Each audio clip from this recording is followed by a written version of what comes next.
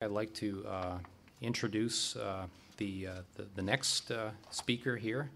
And actually, I'd like to bring Dr. Green back up to the podium, and Dr. Green will actually introduce the next series of events. So I'm honored to bring back Dr. Green, a colleague of ours at Memorial University.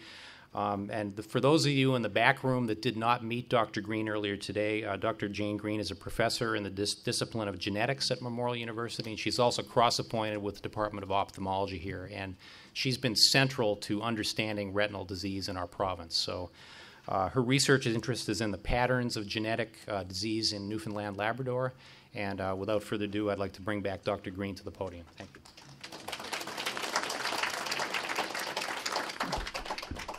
Thank you, Dr. Gendron. And I'm very pleased to introduce Stephen Aylward. I grew up in Vancouver and came to Newfoundland in the late 60s, and I'd had genetics, studied in genetics in BC. And so I was very interested in working in genetics, and the opportunity came was when I met Dr. Gordon Johnson, an ophthalmologist, who some of you remember from the 70s and early 80s. And starting in 1979, we had an ocular genetics clinic. And as I'd mentioned, it was either at the Health Sciences Center or in hospitals around the province. The first day of the clinic, we saw Stephen's uncle. And he told us about the history in his family of he and brothers being affected and so on. And one of our very early outreach clinics was to the old Burin Peninsula Hospital and then to the St. Lawrence Hospital to see family members there and to follow the family. So I had met Stephen's mother before he was born. And it took a long time to figure out the gene in the family, but a few years ago that was done. I'm so pleased to be able to introduce Stephen. He's grew up in Mount Pearl. He's a Rhodes Scholar, a musician, an athlete. He's in his final year of law at the University of Toronto and will be clerking with Justice Cromwell at the Supreme Court of Canada. Stephen is going to talk about how RP has affected his life, been a part of his life, how he has gone around some of the obstacles, and just give his experiences. And it's very nice to be able to hear from him.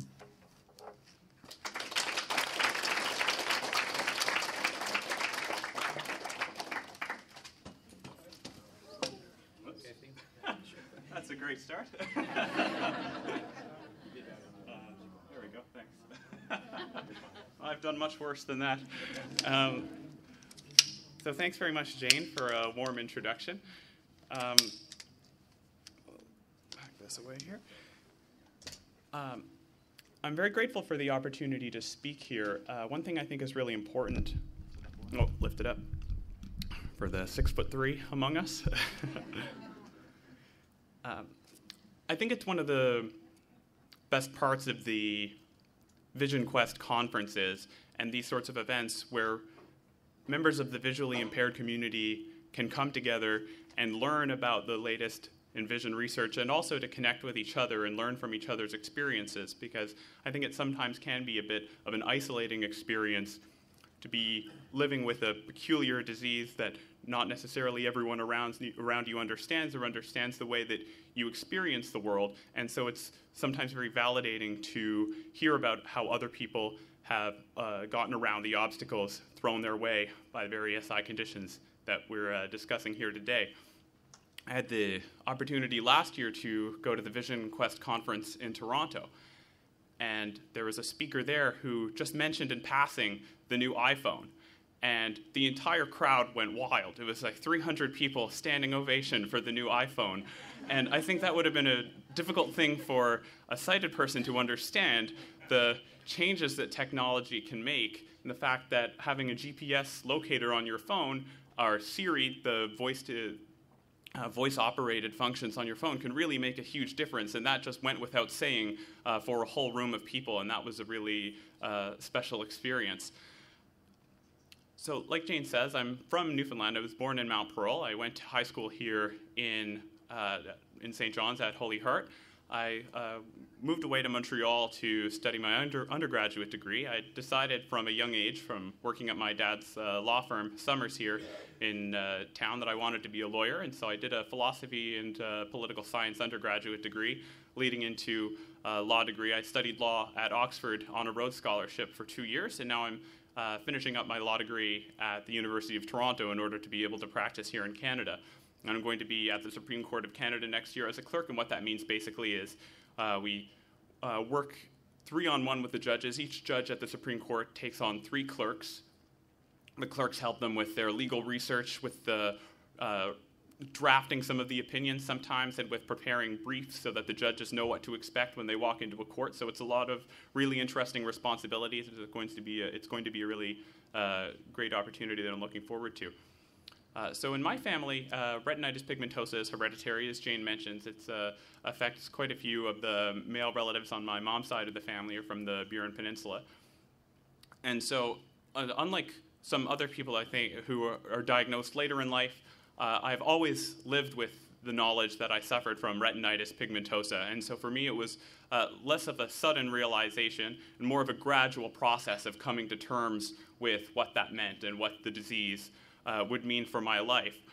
Retinitis pigmentosa was a pretty big mouthful for a 3-year-old, which is how old I was when I was first diagnosed. So it was more of a gradual process of understanding what it meant. And one of the big turning points for me was playing sports. I'd always loved to play hockey like a good Canadian boy, and to play soccer in the summers. And one year when I was 11, we won the gold medal. I was a pretty decent goaltender, I thought at least.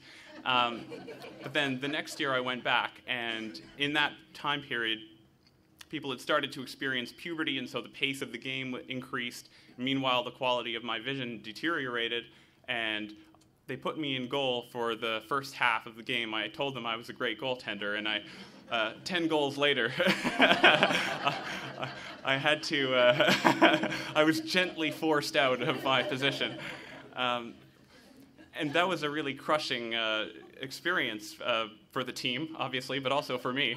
And it was really then the first time that I realized that this wasn't just an expression. It was something that I was going to be living with and something that I would have to deal with. And I started realizing that I would never be able to drive and what that would mean, and that it was a degenerative condition, that the condition would progress, and how scary that was, that I might one day lose my sight entirely. Currently, I have about 5 degrees of peripheral vision, so very severe tunnel vision, really. A normally sighted person, rather, would have about, say, 150 to 180 degrees. So it's quite limited. I'm also night blind, which is a challenge for getting around in dimly lit interiors or at night, or getting around bars or cafes, that sort of thing. It also means transition from bright sunny days to any sort of interior leaves me temporarily unable to see anything at all, which made Newfoundland a great place to grow up because it was so foggy all the time. I never noticed that side of things at all.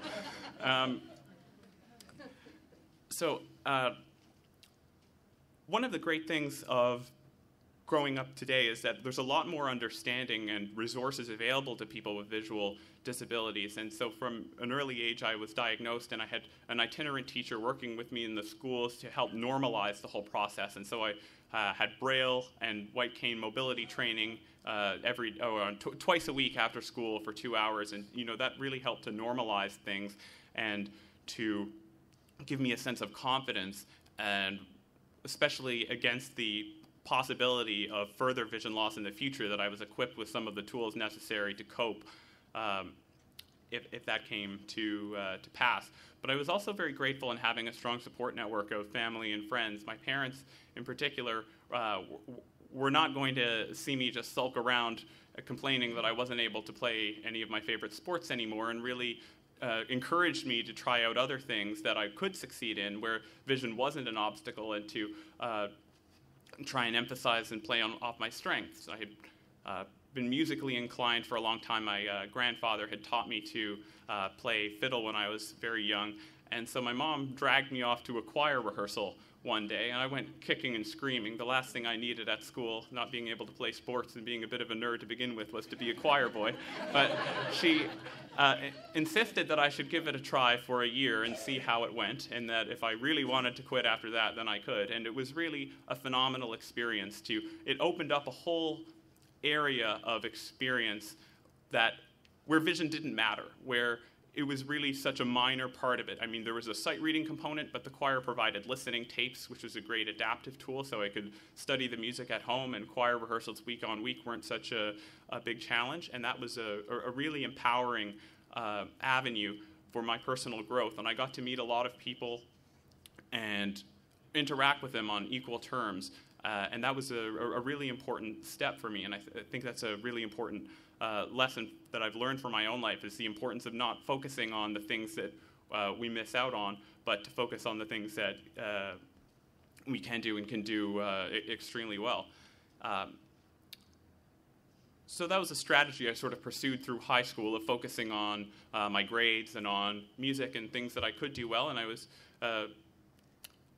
managed to do pretty well. I won a full scholarship to McGill after high school, and to me that was a really important turning point, because I had relied, like I say, on such a strong support network in Newfoundland, in St. John's, where I'd never lived outside the province up to that point.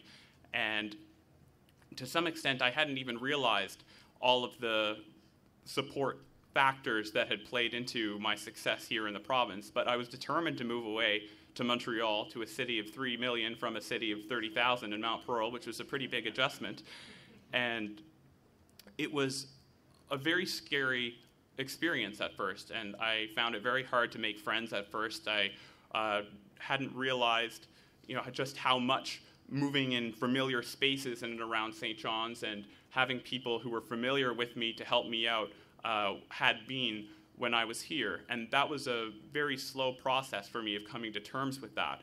And then also, at that point, I had been a bit of a victim of my own success, insofar as I had focused on these things that I had done well in, and I had really tried to minimize the importance of my eye condition to my identity. And I was worried that, if I introduced myself, one of the first things I said was that, my name is Steve, I have an eye condition, that people would somehow not treat me as a person, but they would treat me as an object of charity, or someone to be helped, as someone that wasn't able to succeed on my own. And that was a real worry that I had, that I've come to get over with time, and realize how harmful that attitude was.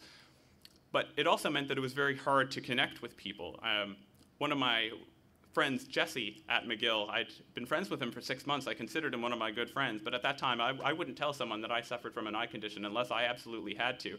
And I was walking with him at McGill on the campus, and I walked into a tree, and just straight into a tree. And he couldn't believe what he was watching. Like, what? There was no real explanation available to him of why this had happened. And I told him that I was legally blind, and he said, "Well, we just thought that was a weird quirk that you never looked us in the eyes." So I think I was succeeding less well at passing off as having normal vision than I at first realized. And that was something that I sort of came to appreciate with time, was the importance of communicating with people and making it easier for them to understand where I was coming from and what I was dealing with. And I got better with it at time, and it was a failure, but it was an important failure, and it's one from which I was able to learn a lot, which I think is the most important kind of failure. And I was able to gradually make friends and networks through things, again, that I was able to do through the debating union at McGill is a very important part of that for me. That's obviously, you don't need a lot of sight to get into arguments, and as I'm sure everyone here knows. And it was a really great experience. I got to meet a lot of different people, and that really encouraged me to then move on and try different things. And I actually ended up, the opportunity came to my attention of spending my third year abroad in Germany. And in order to do that, I needed to learn German. And so I buckled down one summer and learned enough German to convince the McGill department that I would know enough by the time I got over there to take classes in German. And so I was really onto this binge of emphasizing independence, but it was really empowering at the same time. And I went to Germany and had a great time there, and then moved on to to the UK on the Rhodes Scholarship, which was a really fabulous experience. And one of the great things about living in England at Oxford was actually seeing some of the other visually impaired people around me, people from all over the world. There was someone from Australia with Stargarts who's one of the smartest and hardworking people that I've ever met. He was a Paralympic rower, as well as doing his master's in law at the university. There was another woman from South Africa, and there was even a woman with RP who I actually met. I slammed into her at a party in the dark, and I apologized to her. I said, "Oh, I'm so sorry, I'm night blind, you have to forgive me." And she said, "No, I was going to apologize, I'm also night blind." I said, "Okay, oh, go away, what's the underlying condition?" "Retinitis pigmentosa, me too." And we had this whole conversation on the dance floor about visual health and conditions, so that was a really serendipitous moment as well. So moving back from to Toronto after that has been continuing my experience in coming to terms with vision loss. One of the big steps that I reached last year, actually, was that I started carrying the white cane. I think my parents, when I first moved away, were very worried about me, and my mom was always arguing that I should start carrying the cane more, and I would carry it at night, and certainly in airports, with all the angry people going different directions, not watching where they're going with their luggage and everything. But as far as just a matter of getting by day to day, and part of it was just that I was in denial, and part of it was that I was worried about putting a certain social distance between myself and other people, and of being a target in some ways. And I was hesitant to start carrying the cane, but then one day at a law firm event, so I'm in law school now, but I spent the past 2 summers working as a student at a Bay Street law firm in Toronto. And at one of the firm events there, I accidentally walked off a loading dock, and it was fine. I didn't really hurt myself. I made a very strange impression on some of the senior partners. But I realized that, I was taking risks, and unnecessarily taking risks out of some false sense of pride. And my girlfriend was argued very strongly for me then to start carrying the cane, and I spoke with my mentor at the firm, and he was saying, absolutely, you need to think about how make it easier for other people to understand where you're coming from. And so I started carrying the white cane, and it's just been an enormous increase in the quality of my life in getting around town and navigating in unfamiliar environments. It also works as a force field on the subway, so that's a good feature too, as it gets a bit crowded on there sometimes. And so my eye doctor once told me that he thought it was miraculous that I got around as well as I do. But I actually don't think it's a miracle at all. I think it's the product of living we're very fortunate today to live at an age where accessibility issues are taken very seriously, and where technologies are improving all the time that make life a lot easier. And those can be very simple technologies. I keep only black socks exactly the same, so I never have to muck about identifying them. And my girlfriend came in and organized all of my spices for me in mason jars with big black labels on them that keeps everything, it makes cooking a lot simpler. And so it can just be very simple things like that that make things easier. There's also a lot of community building around it. There's a totally blind lawyer in Toronto, David Lepofsky, is very much an inspiration, and he fought in Toronto to have the subway and the streetcars actually announce the names of stops audibly, and that's technology that I benefit from every day. It's a really fantastic improvements that are being achieved by people who are organizing and who are taking accessibility rights and accessibility issues very seriously. There's also just more traditional actual technology, like the iPhone that I mentioned, that's just revolutionized the ability to get around, or other forms of adaptive technology that definitely increase quality of life. And it's just a matter of finding ways to make things work. And like Art just mentioned, for this healthy living, or for getting out to go golfing, for example, that it takes very little help from someone else for someone with visual impairment to thrive. Personally, I'm a runner. I'm training for the Toronto Marathon in a couple of weeks, which I ran last year as well.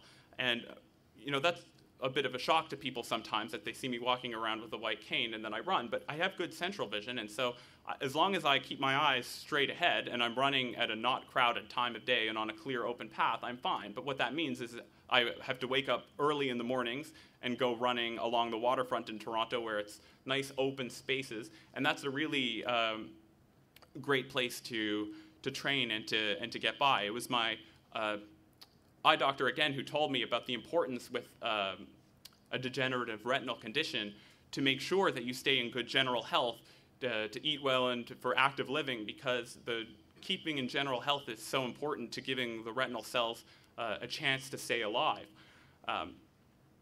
Then again, I was speaking with Dr. Gendron earlier, and he told me that red wine and dark chocolate were good for the antioxidants. So I think I might stick with him for advice from now on. But I think it's really great, actually, to have an opportunity, like I say, to get together at these conferences and to talk to one another and to talk about our experiences. I think other people from the outside can sometimes have some misconceptions. The amount of times that people ask me whether I have heightened other senses because of my lack of vision, and while I wish that were true, that I somehow had supersonic hearing, unfortunately it's turned out to be a bit of the opposite. I went to see a specialist in Montreal a couple of years ago. Dr. Kunakup has been mentioned a couple of times here today, and he took a look at the gene that the specific mutation that affects my family, and he asked me if I'd ever noticed that I had a poor sense of smell. Now, I'd never really thought about it. I thought you'd notice that sometimes people would smell something off in the fridge that I hadn't noticed, but I'd never thought it was sort of part of the regular spectrum, that there wasn't anything exceptionally bad about it. And he lit up with this opportunity to try out the new state-of-the-art smell test, which is a 40-part multiple-choice scratch and sniff.